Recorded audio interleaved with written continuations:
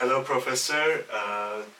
Welcome to our first episode of the School of Athens podcast, where we talk about history, some geopolitics, and our guests. This is the first episode. It's going to be a bit unprofessional, but we will try our best to let our viewers have fun and be well informed about history. Okay, Professor, would you like to introduce yourself? First of all, welcome to my office, and thanks to invite me for the first episode of this podcast. So it doesn't mean it's not, how you say, unprofessional, but it's something, natural. And for me, natural is much more interesting, much more charming than professional itself.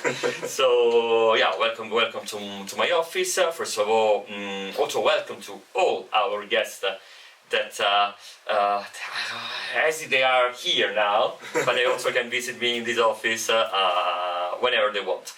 Something about me. Well, you know my name. Yes, Professor Vincenzo. My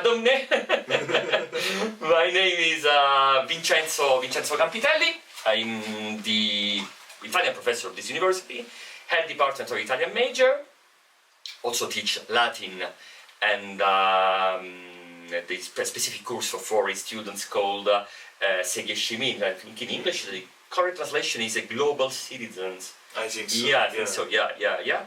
And as you know, I'm the honorary consul of Italy since 2015. 2015. Professor in this university 11 years. Since 2006. 2006. Wow. Already 20 years. 20 years. 11 years consul and 20 years of professor. In Latin we say tempus fugit. Tempus is similar to English time, temporal. Fugit flies by. Yeah, time flies by. Time flies by. Okay. 20 years. Thank you so much for introducing yourself. Okay, let's get started. Our first question. Let's learn a bit more about yourself. As you said, you are a professor in Latin and Italian language and culture. What pushed you to Latin? What pushed you to history and languages in general? Okay, in general. So yes. before I came to Korea, well, first of all, I graduated in history at the Rome University, and then I also studied ancient languages. Ancient languages before coming to Korea, at the Vatican University. Vatican University. Yeah. Living in Rome, we also have another guest out of Vatican think that Rome is the guest. I studied ancient languages at the Vatican University simply because I was so attracted by ancient alphabets. What year was it when you were in university? I was student since 1999, so I belong to the other century. 1999. I wasn't even born. So Koreans say, for example, Iyo Hakbon, Iyo Hakbon, Isa Hakbon. I am Gugu Hakbon. Oh my. Just 1999 until I graduated 2004, and I studied at the Vatican. I finished both universities together. I see. And also because officially, according to the Italian academic law, you cannot be enrolled in two universities at the same time. But Vatican University belongs to another country's university. So you could? Yeah. Wow. So you cannot be enrolled in two Italian universities. But officially Vatican, it's in Rome, but they belong to another state, to another country, so to another government. Yeah. It's the Vatican state, it's the Vatican government, right? Yeah. Okay. Wow, that's interesting. So you finished two universities at once? Yeah. Finished, but at the Vatican universities, I graduated only in languages. Only in languages. So it's not only such as, for example, many students do. They study, as we do in our university, the Chonggong, the Kyoyang, the Botu-Chonggong. No, I went there only to focus on foreign languages, on ancient languages, because these ancient languages courses were not available at Rome University. Rome Oh. University. We only had Latin, of course, Greek, Hebrew, Osmanlı there was. Mhm. Uh, Alternate. yeah. It's the Turkish professor who also taught as well, and maybe ancient Macedonian. Macedonian. Yeah. Rome University we had, but the other languages I went to the Vatican University. I was lucky because in the same city I could study both universities. Okay, so clearly you speak many languages, but you spoke English. Of course, you're Italian. You speak Italian. No, not a native You language. speak Latin, and what else? Well, Latin. When we talk about ancient languages, it's not very natural speaking these languages. For example, when students ask me, Professor, where can I speak Latin? Say, first of all, don't ask yourself where you can speak Latin. Ask yourself, what do I need to speak Latin? And what you need is a time machine to go back to the ancient times. You're going to speak to Julius Caesar. In my case, I also attended foreign languages high school. So at foreign languages high school, we had to study three obligatory languages.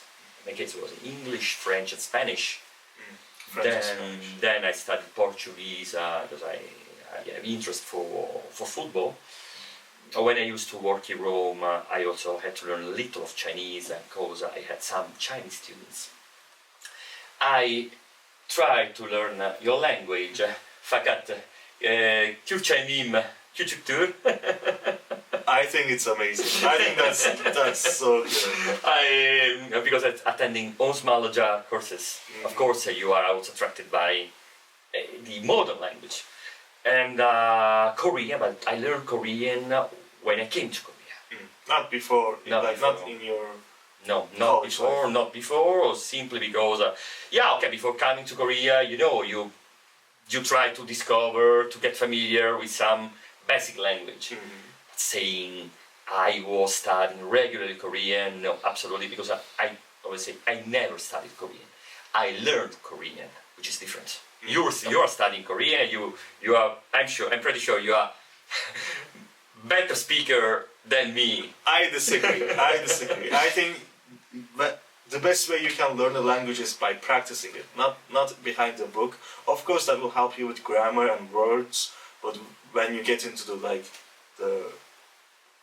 flesh and bones to the language, when you're speaking it daily, to live your life in a country where you don't speak the language, but you can learn it way more efficiently, I think. This is the reason I always tell my students, don't focus too much on grammar. Yes, grammar is the structure of the language.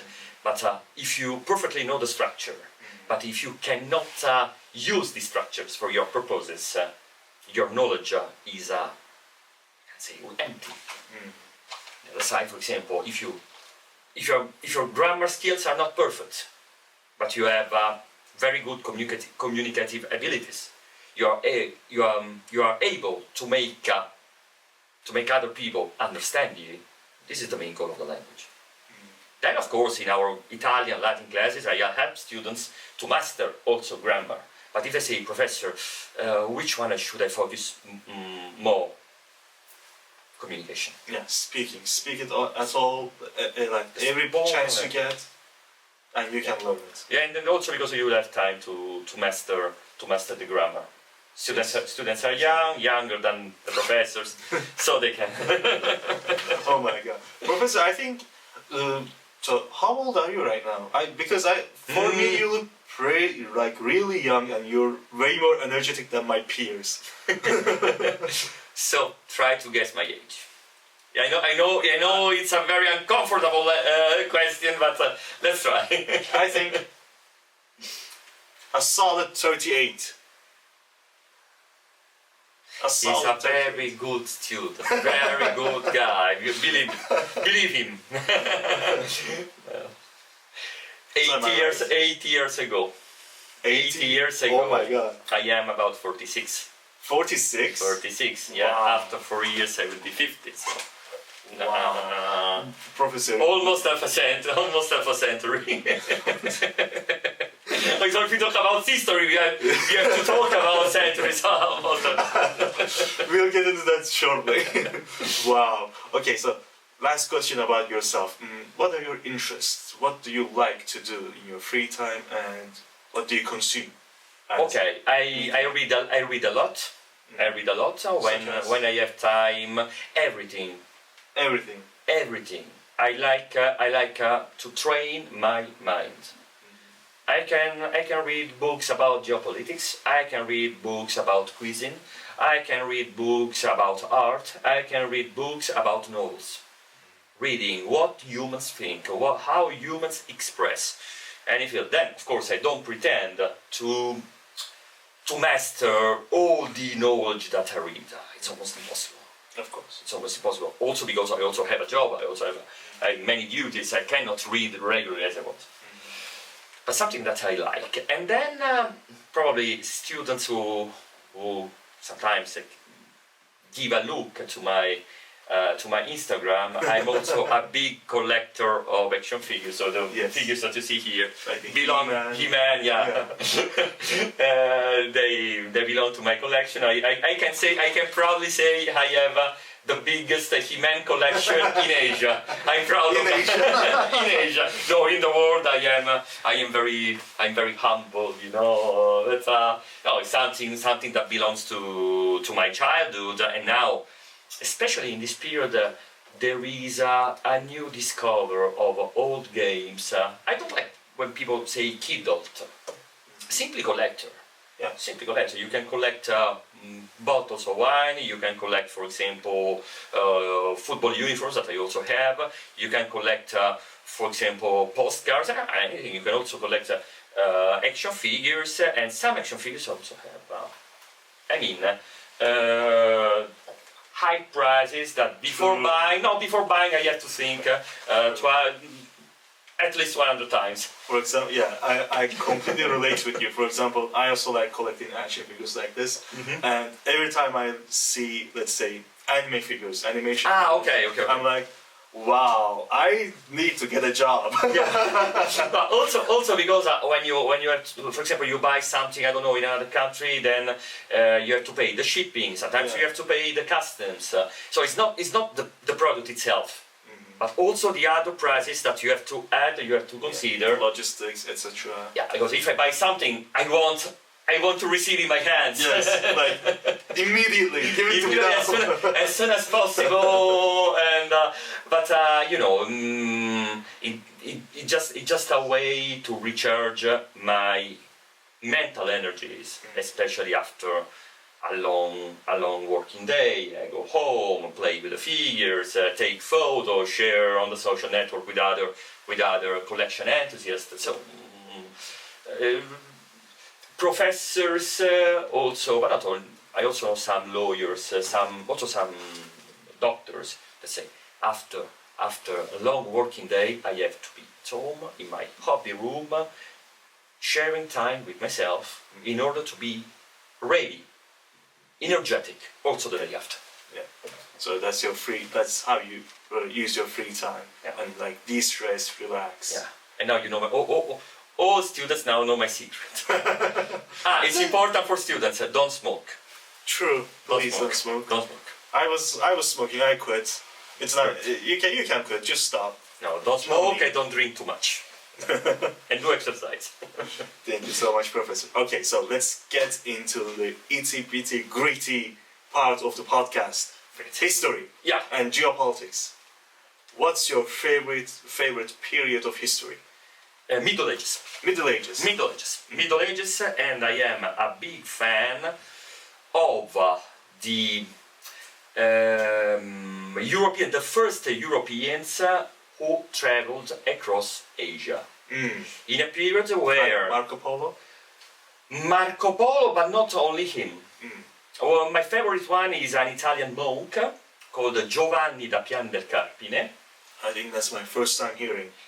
In Latin, his name was Johannes de Plano Carpini, who came from central Italy, not exactly Rome, nearby a city called Perugia, in the central Italy, and he traveled to Asia after the Mongols went back to Mongolia because they were ready. They were ready after arriving to Hungary to conquer Western Europe. Yeah. So he traveled across Asia, not to teach the Bible, not to teach religion, just to discover a new culture. Like pure, like adventurous spirit. Yeah. Do you know, probably people who are watching this video, they know a famous, because I also like 1970s and 1980s movies. Probably you heard about Indiana Jones. Yeah, of course, Indiana Jones. Harrison Ford. Giovanni da Pian del Carpine was the Middle East Indiana Jones. Middle East, Indiana Jones of Middle East? Indiana Jones of Middle East. Yeah. And as Indiana Jones, he had a high cultural background, because of course Indiana Jones was a professor. Giovanni da Pian del Carpine was a monk, but during the Middle East, the monks, the priests, they have the keys to open libraries. True. So people who used to study in the morning until late night. And during his journey, he also tried to learn other foreign languages, such as, for example, Mongol, such as, for example, I think in Turkish it's called Tatarcha. Yes, Tatarcha. Tatarski. Tatarski, Yazik. Yes. So this figure is, I think, is one that inspired me more than any other. Wow. Because I'm Italian who traveled across Asia. I came to Korea in 2006. Was not, of course, the Middle Ages, but comparing the Korea where I used to start to work in 2006 was very different than nowadays. First of all, in 2006, when I moved to Korea, I didn't have so many YouTube channels who talked about Korea. Right. I didn't have so many resources to learn the language. Now today you have Duolingo. Yeah. You have Duolingo. If you want to learn any foreign language, you can also come to Professor Vincenzo's class. You also have some YouTube video tutorials. Yes. When for example, I started to learn Turkish. Let me see if I still have the book here. Yeah. Manuale di lingua turca. Yes. Turkish language manual. 1963. 1963. Wow. Also This is older than my mom. Yeah, 1963. I only had these resources. So now you have, for example, YouTube video. You can download everything you want. You have Netflix. You can watch videos. You can watch movies or videos in the original version. So when I came here, I didn't have so many resources. So It's so much easier now. Now it's easier, but the problem is not only the language, just to master the local culture, True. the local habits, about food, about religion, about society, about daily life's philosophy. And when sometimes life was a little bit hard at the beginning, I thought to myself, but don't forget what Johannes de Plano Carpine did. Yes. He traveled to Asia, and then he went back to Italy to tell the Pope what he discovered. But I'm different comparing him to him, because he was a giant and I am a little man. I am a dwarf to him. And but he went to Italy, but I'm still in Korea. But you still carry on his spirit. I think, course, right? Of course, because history. In Latin we say historia. Historia, so like English history. Historia vitae magistra est. History is a teacher of life, the master of life. This is the reason I like history. I agree. That's a history good phrase. history is something immortal. History is something immortal. When you study history, you study the life of dead people, okay? But what you learn is something immortal. It's something that you will keep for you, and it will be an example for also for your own personal experiences in the future. So you said your favorite period of history was the Middle Ages. Middle Ages. Between like year 800 and 14th century. Before 476, so the fall of Western Roman Empire, until the fall of Constantinople and the 15th century, so the discovery, the Columbus discovery of the new continent. So between those times are your favorite. Yeah, because first of all, it's a very long period. It's the longest period. Yeah. And also because it has ties with ancient history and with modern history. True. Everything that happens in the Middle Ages is related to the ancients, Yeah. and everything that's happening now is related to the Middle Ages. So, for example, when there was also another reason. Western people, for years, for decades, they had a bad. I don't want to say bad. They had a negative perception of Middle Ages. Why that? Because they say, during ancient times we had the classical art, the Roman Empire. So it was the example of perfection. Yeah, like Political, civilization. yeah, of perfect society, perfect policy, perfect political system, and also the most elegant art. If you, for example, compare, if you, for example, give a look to the art of ancient Greece, that Middle Ages was very long. There were many wars, and for example, during the Middle Ages in Europe, the main character was God, was religion. Yes. And after the Middle Ages, with the Renaissance, the main topic is still the man. So they have a negative perception of Middle Ages. True. But what I like is, wait, you have this perception, but what we can learn from the Middle Ages? What we can learn from the Middle Ages is useful to read the ancient history and the modern history, and also for geopolitical ties. I think people's negative view of the Middle Ages is mostly tied to like Hollywood movies, where they because as you know, the Black Death was main plague that almost wiped out Europe. But also associated as God's punishment. Yeah, exactly. Yeah. Because of these things, Hollywood portrays Middle Ages as very poor, very desperate, very like muddy, dark. Like literally, if you see any Middle Ages movie, you will see like a dark filter over it. Yeah. Or just for example, in the Middle Ages, for example, if you watch a Robin Hood movie, there are also some witches, magicians. I think they're doing too much. Yeah, well, because probably when somebody who has not a deep knowledge of history watches a video about Middle Ages, he's attracted by magic. He's attracted by witches, by dwarves, or something like this. But I say again, it's a period that makes me understand better the history of the past and the history of the next age. Also because, in my opinion, the diplomacy, the real diplomacy, the global diplomacy, was born in the Middle Ages.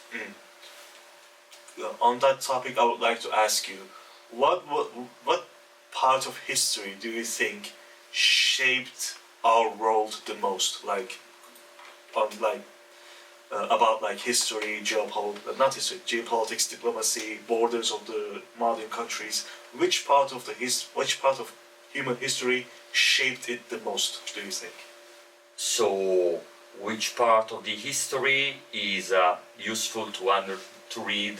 To most influential for our modern from Yalta.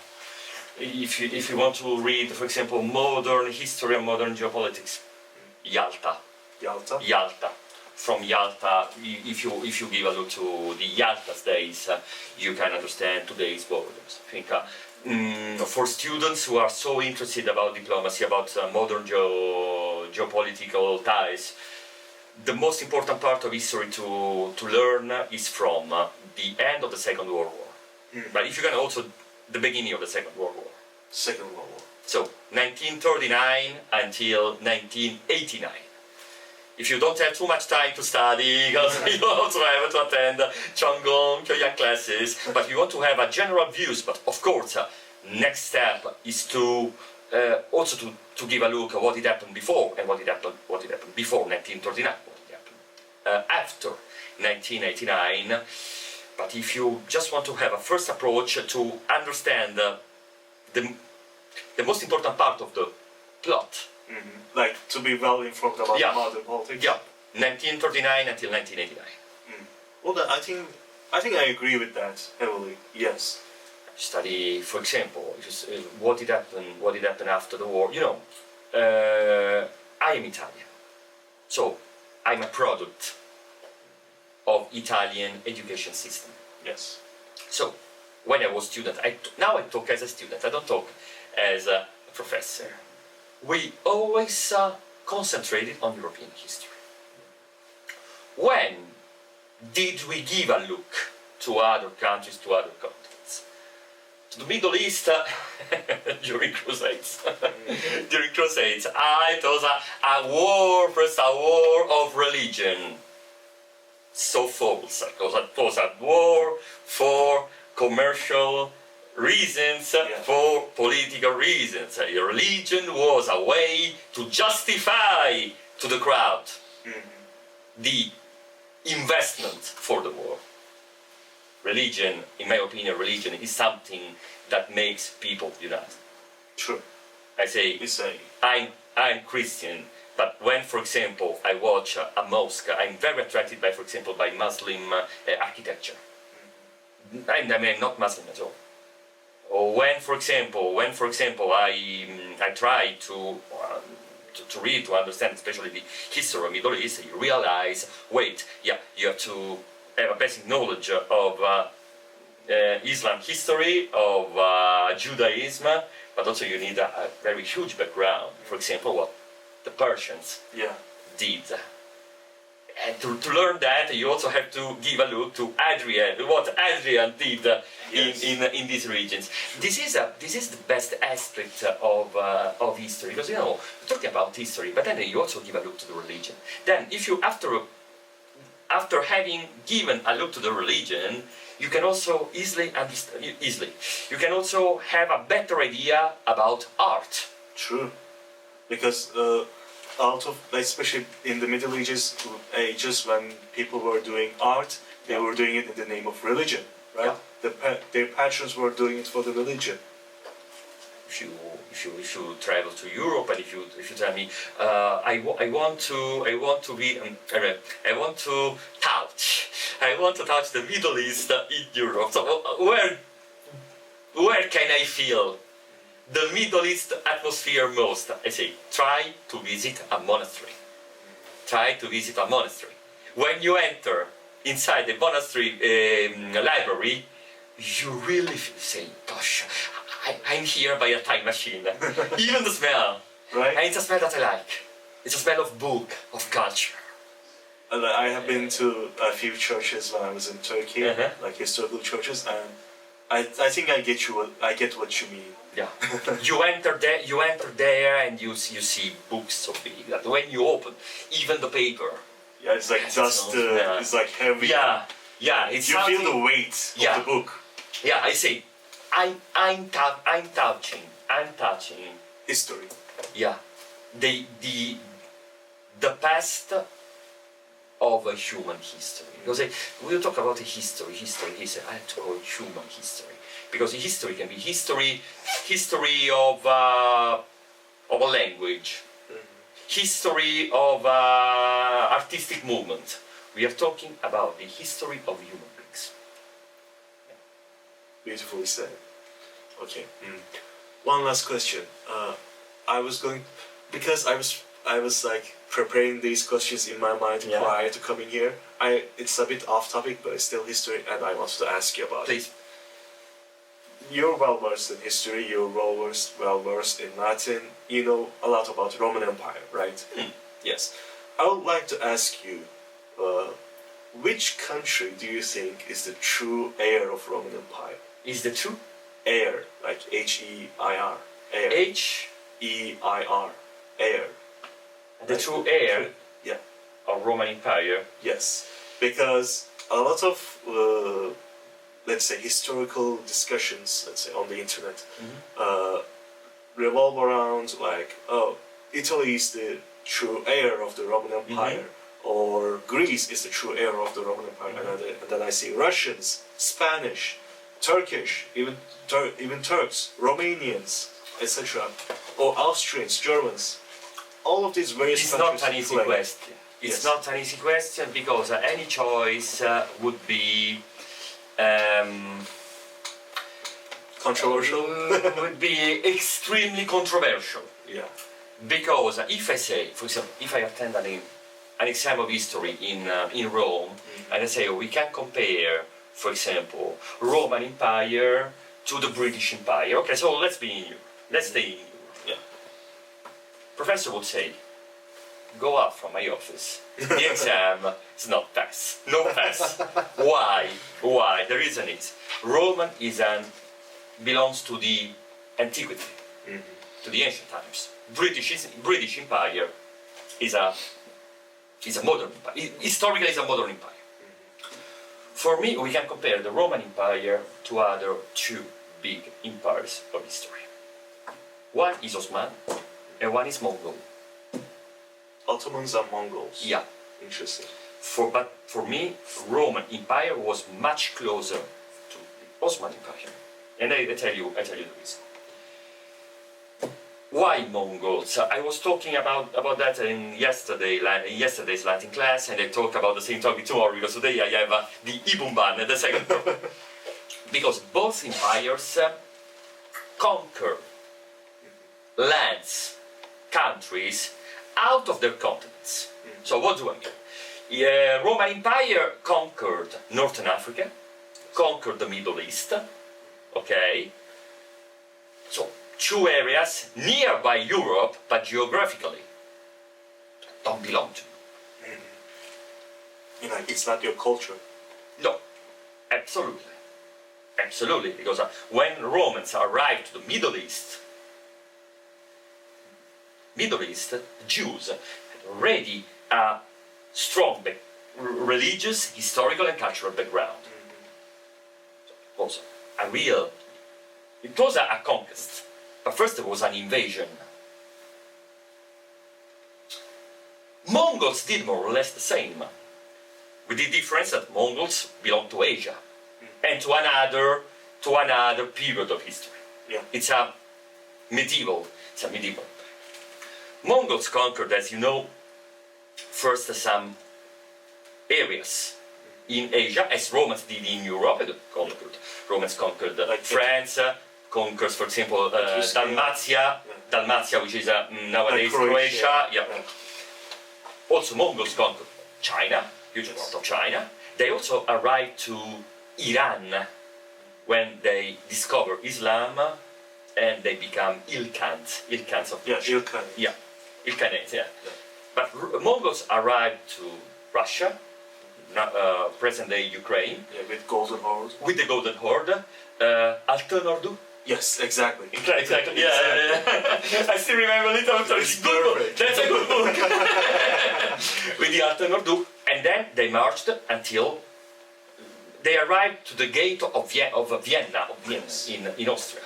So they conquered other areas, but what's the huge difference? That Romans taught Latin to other people. Latin was not the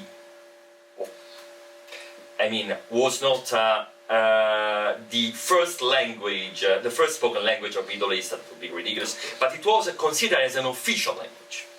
Like first quote-unquote official People language. could understand. Yeah. But Mongols never taught Mongolian. What was the difference? They were nomads. Yeah. When Osman İmparatorluğu Osmanlı İmparatorluğu, Yes, perfect. they gave they share also their identity to with other countries. Yes. They conquer. You can say as an empire also about Roman empires, about modern empires. Negative comments about that because of course nobody likes invasions. Yeah.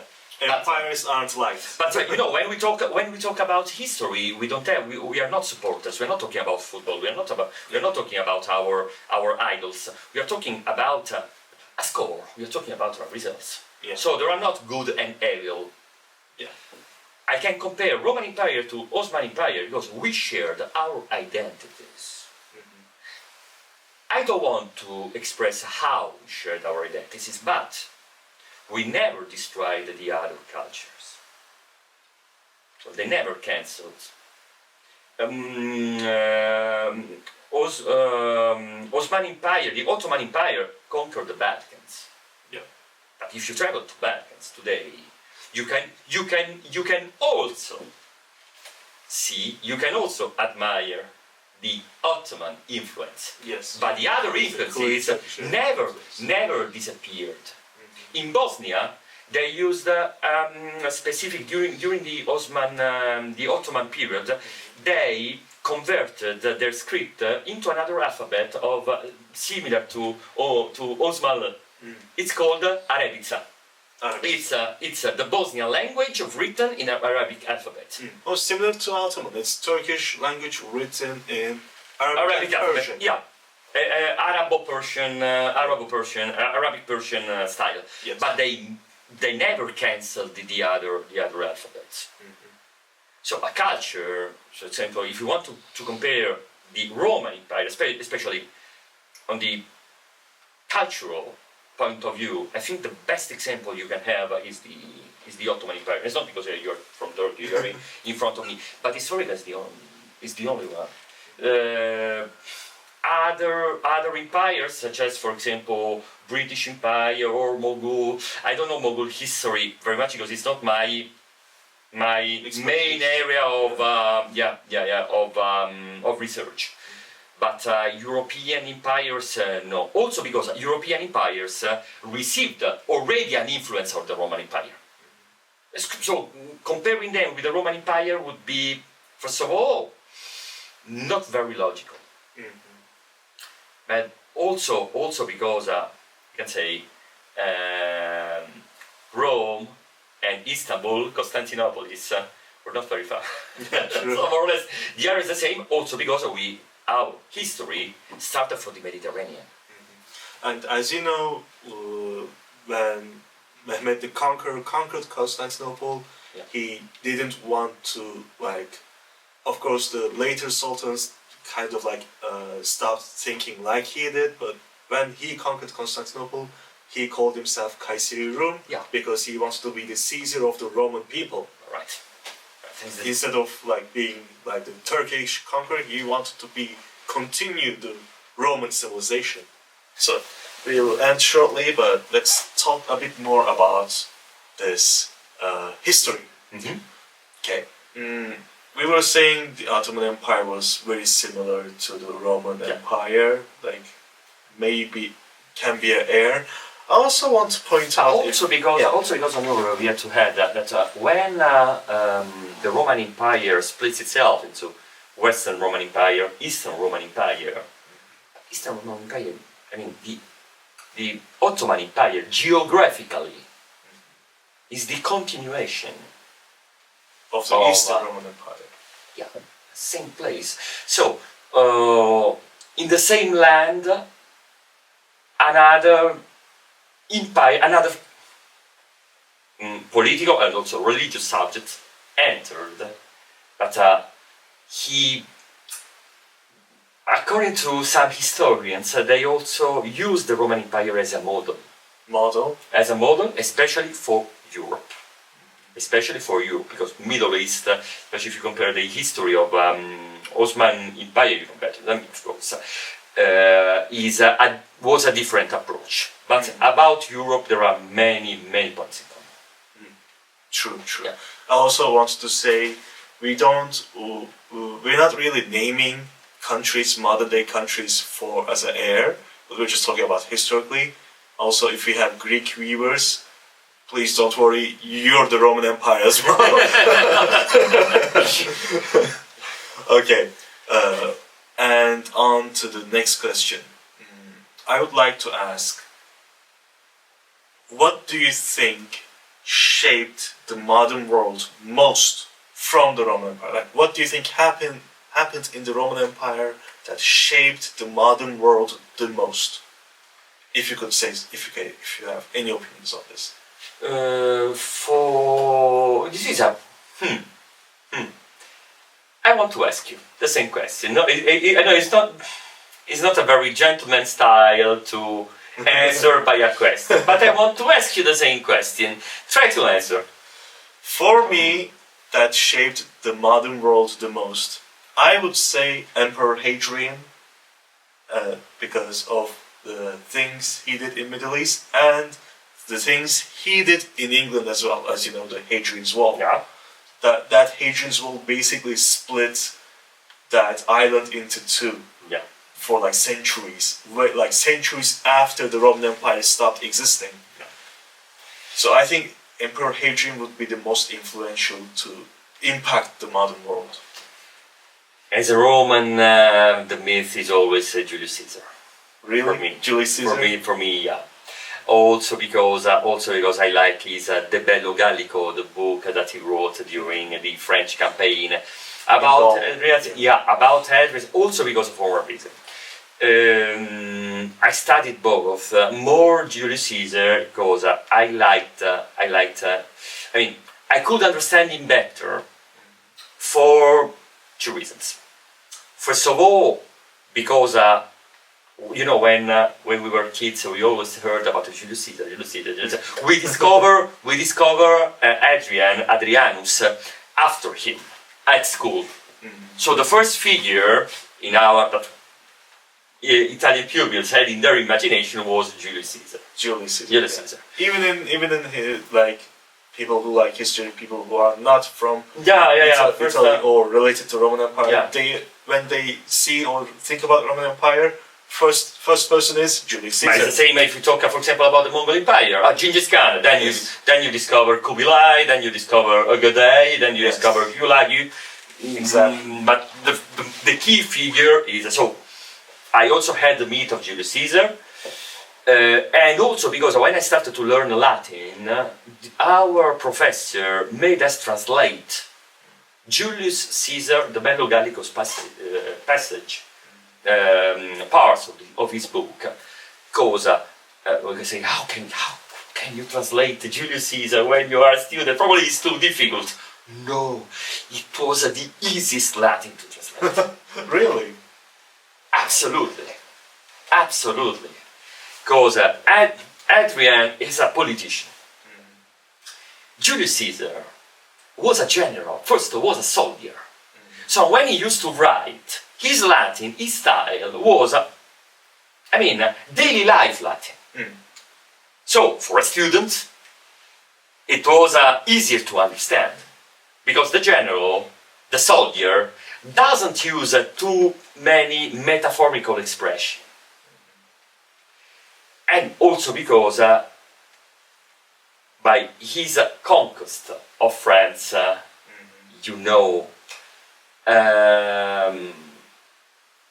probably I think this is the most influent step of Roman Empire in Europe.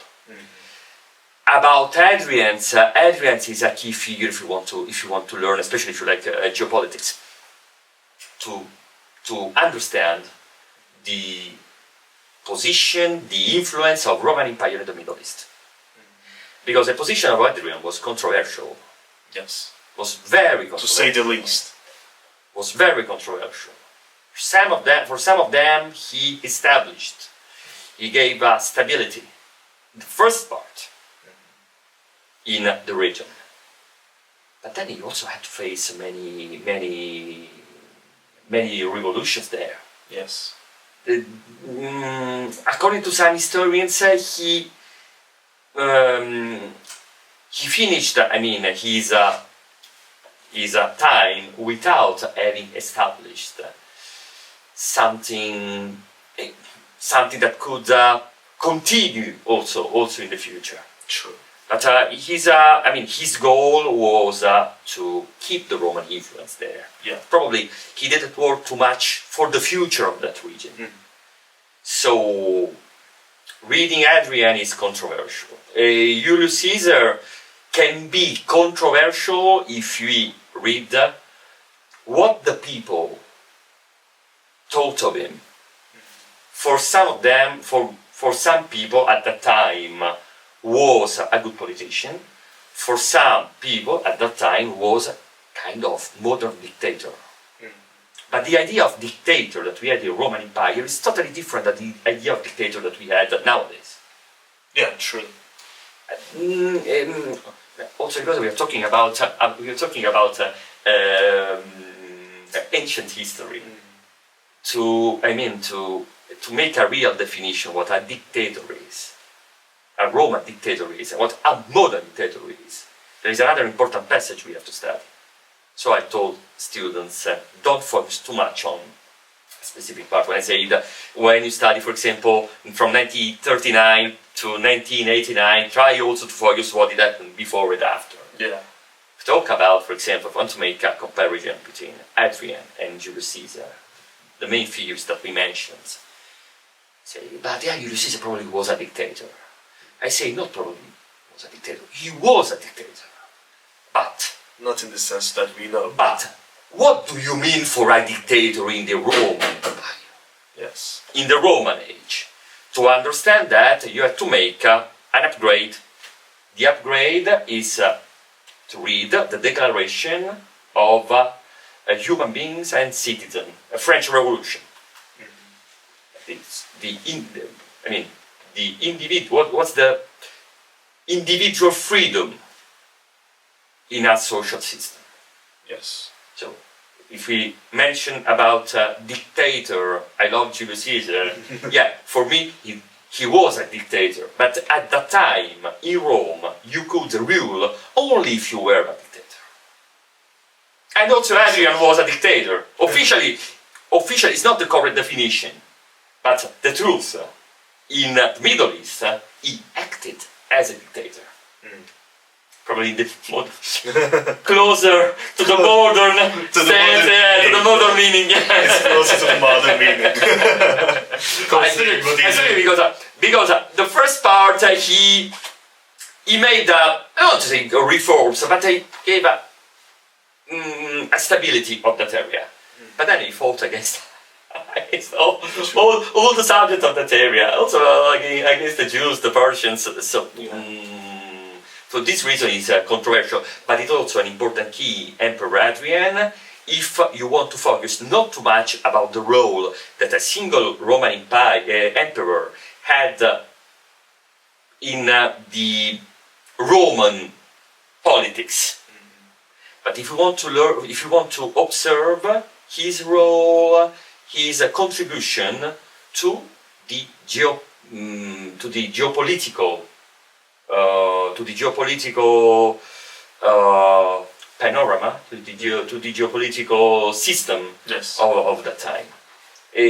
Hadrianus can be much more helpful to understand the geopolitical situation much more than Julius Caesar for me. I see. Okay, thank you so much. That will be all for today. If you guys like this quote-unquote podcast, the first episode of this podcast, we will try our best to have different people, also the recurring guests, anytime you guys want. And that's it for today. Thank you so much. Thanks to you. Teşekkürler Orenci. No, they will be waiting. They don't have to disturb me. Because now our public is more, our spectators, our audience is most important. No, I want to apologize. Just one moment, please. 5분 후 종아에 다시 한번 종아해 주세요. 감사합니다. 감사합니다.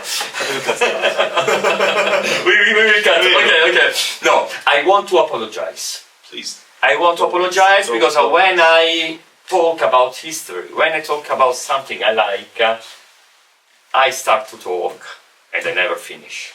Same for me. The only reason I haven't talked as much today is because I'm the host. I shouldn't talk. No. I'm totally different. I promise you. I'm totally different if I have a live audience. If you come to my classes, for example, and you are my student, I always ask students' opinions, point of views. But now it's different because I am a friend, I'm in front of a camera, so I talk without giving you time to make questions, but it's normal when you are in front of a camera. So if my speech was too long, if some parts were a little bit, hard to understand because I was just talking about political, historical subjects, and probably some of you don't have the background. Don't feel shy, don't feel, I can say, uncomfortable if you are in front of me talking about this. But when I am in front of you, always ask me, Professor, what did you mean when you mentioned that? Who was he? What's that? Just ask it because the most curious student will be in the future the best student. Yeah. So, wait for you. ragazzi, vi aspetto. 여러분들을 기다리겠습니다. Wait for you. Ciao. Ciao.